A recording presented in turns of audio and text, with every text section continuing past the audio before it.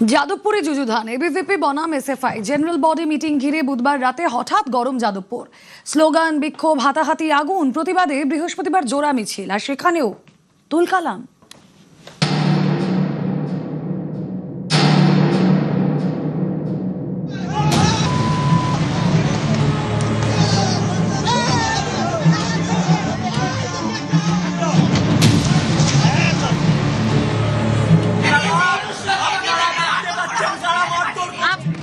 দিমাগি নকশাল, এই দিমাগি নকশালদের এটা এদের জন্য সঠিক উপায়। যাদবপুরে আমরা সার্জিক্যাল স্ট্রাইক করে এদেরকে দমন করি। বিক্ষোভ, হাতাহাতি, আগুন, রণক্ষেত্র যাদবপুর। বুধবার রাত 9টা ইঞ্জিনিয়ারিং ছাত্র সংগঠন ফেডসুর ডাকে যাদবপুর বিশ্ববিদ্যালয়ের অরবিন্দ ভবনে বৈঠক চলছিল। এবিভিপির অভিযোগ, ছাত্র সংসদ নির্বাচন হয়নি, জিবি মিটিং হয় কিভাবে? এখান থেকে ঘটনার সূত্রপাত। বামপন্থী ছাত্র সংগঠন এবং এবিভিপির মধ্যে বচসা, হাতাহাতি, তুলকালাম।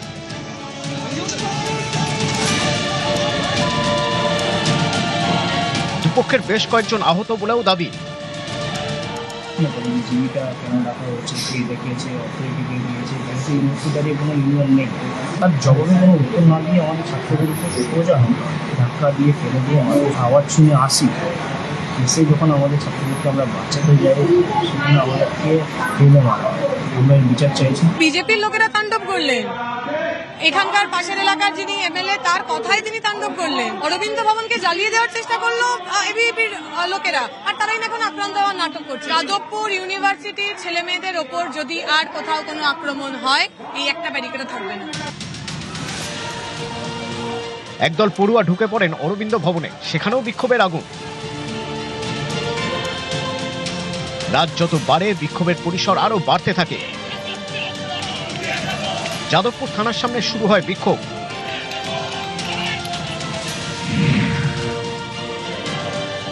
প্রধানমন্ত্রী যে কথা বলছেন দিমাগি নকশাল, এই দিমাগি নকশালদের কপিনের শেষ পোতার কাজ আজ থেকে শুরু হলো। যেভাবে ছত্তিশগড়ে অমিত শাহ এদেরকে দমন করে, এটা এদের জন্য সঠিক উপায়। যাদবপুরে আমরা সার্জিক্যাল স্ট্রাইক করে এদেরকে দমন করি।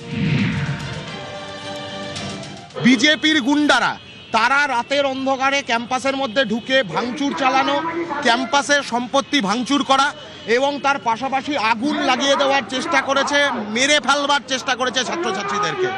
আমরা স্পষ্ট বলছি, যাদবপুর বিশ্ববিদ্যালয় জেগে আছে, যাদবপুর বিশ্ববিদ্যালয় জেগে থাকবে।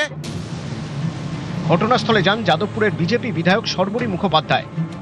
আমি কিন্তু জুটাকে হুঁশিয়ারি করলাম, টিচার্স ইউনিয়ন আপনারা দেশ বিরোধী এই সমস্ত সংগঠনগুলোকে, টুকরে টুকরে গ্যাংগুলোকে আপনারা মদত করছেন। আমি কিন্তু হুঁশিয়ারি দিলাম, যাদবপুরে এগুলো সহ্য করব না। ছাত্র ভোট ঘোষণা করুন না, এসএফআই সহ বাকি ছাত্র সংগঠনগুলোর সাথে এবিভিপি ছাত্র ভোটে লড়াই করুক না গণতান্ত্রিকভাবে। যদি তারা ঠিক হয় তাহলে যাদবপুরের ছাত্ররা বেছে নেবে তাদের। কি অসুবিধা আছে? এই মাঝরাত্রিরে গুন্ডামি করার দরকার কি এত? বুধবার রাত ভর যাদবপুরে ধুন্ধুমার। বৃহস্পতিবার প্রতিবাদে পথে এসএফআই এবং এবিভিপি, মিছিলেও তুলকালাম। নিউজ 18 বাংলা। এবার আপনাদেরকে দেখাবো এই যে বিক্ষোভ চললো যাদবপুরের এমব্লেমে সেই বিক্ষোভের আঁচ পড়েছে। এমব্লেমের গেটের যে এমব্লেম, যে শতদল, এমব্লেমের যে শতদল, সেটা দেখুন ভেঙে গিয়েছে। নন্দলাল বসুর আঁকা এমব্লেম ভাঙচুর, ঐতিহ্যের এমব্লেম ভাঙায় সরব অধ্যাপকরা।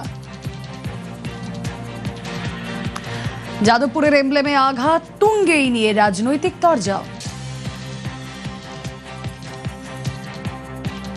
এই এমব্লেমের সঙ্গে দেখবেন এটা একটা পূর্ণাঙ্গ এমব্লেম, এটা শতদল, বিকশিত পদ্ম, তার একটা মানে আছে, তাৎপর্য আছে। তার মধ্যেখানে একটা প্রদীপ, তার 3টে শিখা, তার একটা অর্থ আছে।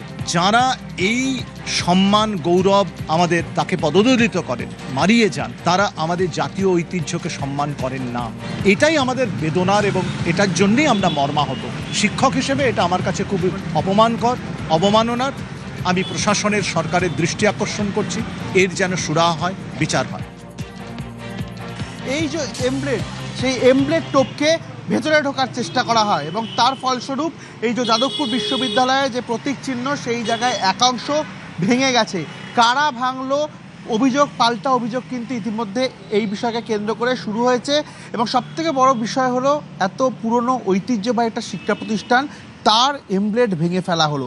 কেন এই ধরনের ঘটনা ঘটবে? ঠিক এরকমই আর একটা পাশে প্রতীক রয়েছে, সেই জায়গায় কিন্তু দেখা যাচ্ছে যে এমব্লেডে এইটা রয়েছে এবং সেই জায়গায় দাঁড়িয়ে কেন এই ধরনের ঘটনা ঘটানো হলো। দফায় দফায় যখন উত্তেজনা ছড়াচ্ছিল তখন দেখা গেছিল বেশ কয়েকজন এই গেটের এখানে যেখানে এমব্লেড রয়েছে সেই জায়গায় দাঁড়িয়ে গেটের ওপারে টপকানোর চেষ্টা করছিল। এই বিষয় ইতিমধ্যে সরব হয়েছে যাদবপুর বিশ্ববিদ্যালয়ের অধ্যাপকেরা যে এই ঐতিহ্যবাহী একটা শিক্ষা প্রতিষ্ঠান, সেখানকার এই ধরনের ঘটনা তা কিন্তু কোনোভাবেই অভিপ্রেত নয়। ক্যামেরায় শুভঙ্করের সঙ্গে রৌনক, নিউজ 18 বাংলা, কলকাতা। দেখুন, এটা অত্যন্ত আপত্তিকর কাজ হচ্ছে। এটা কোনো সভ্য সমাজে হতে পারে না। এটা কি জঙ্গলের রাজত্ব নাকি? এমব্লেম ভেঙে ফেলা হচ্ছে, আগুন নিয়ে রাত্রেবেলা একটা বড় সড় দুর্ঘটনা ঘটে যেতে পারত। যে রাজ্যে বিজেপি জমানায় 2-3 দিনের তফাতে তারাপীঠ কলকাতা মিলিয়ে দুটো আগুনের ঘটনায় 9-18 জন মারা গেল, সেখানে আবার মাঝরাতে ছাত্রদের উপর আগুন নিয়ে হামলা করছে। লজ্জা করে না? বড় সড় ঘটনা ঘটে থাকলে কে দায়ী থাকতো?